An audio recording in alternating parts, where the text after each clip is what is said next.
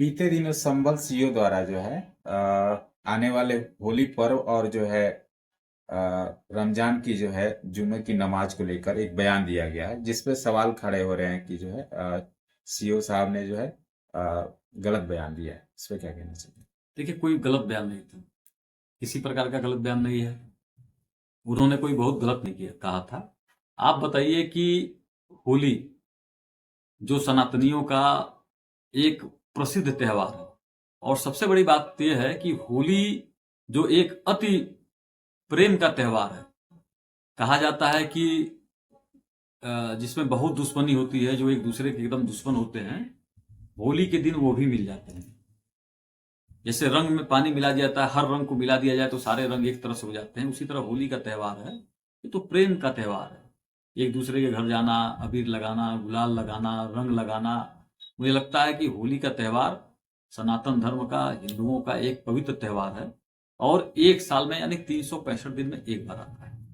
और जुमे की नमाज, चाहे वो रमजान की नमाज हो, चाहे कोई भी नमाज हो, नमाज ये जो जुमे की नमाज है, इनका जो आता है शुक्रवार को शायद आता है। ये तो नमाज मुझे लगता है कि हर हफ्ते में आता है, कई बार आते होंगे, महीने में 4 बार आता है।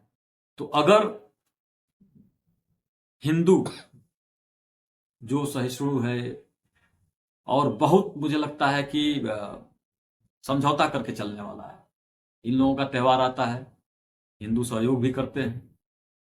लेकिन मुझे लगता है कि जब होली पर कभी 4 साल में या कई वर्षों में एक बार अगर होली के समय पर अगर इनका नमाज पढ़ जाता है, तो उनको लगता है कि बेचैनी हो जाती है। अरे भाई, नमाज कोई सड़क पे पढ़ने वाली चीज थोड़ा ना है, केवल कब्जा करने वाला। मैं पहले के बयान में भी कह चुका हूं कि केवल कब्जा करने वाला है। नमाज अगर शुक्रवार को होली अगर पढ़ी है तो बड़ा मन करिए।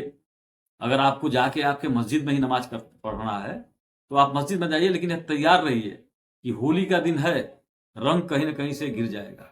और अगर रंग से बहुत एलर्जी आपको है, सनातन धर्म से अगर बहुत एलर्जी है, उसी सनातन का दिया हुआ खा रहे हैं।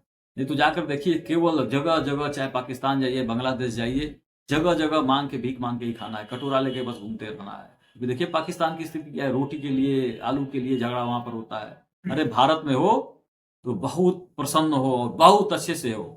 भारत में रहना है तो भारत के बन के रहो, भारतवंशी बन के रहो। और तो मैं तो ये भी कहता हूं, ये भारत, पाकिस्तान, बांग्लादेश के जितने मुस्लिम हैं, ये सब हिंदू हैं। लेकिन ये डरपोक और कायर हिंदू थे, जो भग गए, इसी औरंगजेब से डर के भग गए थे, धर्म का परिवर्तन कर लिया था। बड़ा दिल करना चाहिए, और अगर नमाज पढ़ने अगर मस्जिद में जाना है तो यह मान के चलना चाहिए कि हमको रंग गिर सकता है। और अगर रंग गिरने से इतना ही डर है तो आपको अपने घर में भी एक दिन नमाज पढ़ना चाहिए, बड़ा मन करके।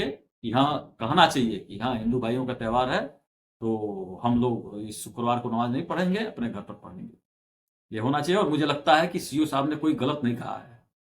सीओ साहब ने एकदम 100% सही कहा है, क्योंकि एक साल में एक बार, और एक साल का पता नहीं कितने बार आता है, हर महीने में 4 बार आता है।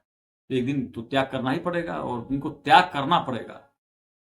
और अगर त्याग नहीं करेंगे, जबरदस्ती करेंगे, तो फिर यूपी में तो जबरदस्ती चलता नहीं है। यहाँ पर तो सब धर्म को मनाने का पूरा खुला छूट मिला हुआ है।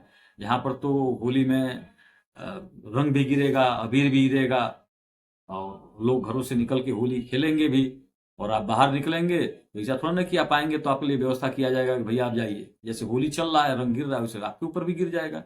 तो मेरा इन लोगों से एकदम विनम्र आग्रह है कि आप लोग होली के दिन बाहर अगर निकलिए तो ये मान के चलिए कि रंग गिर सकता है, और नहीं तो आप लोग अपने अपने घरों में इस नमाज को पढ़ने का कार्य करिए। जय श्री राम।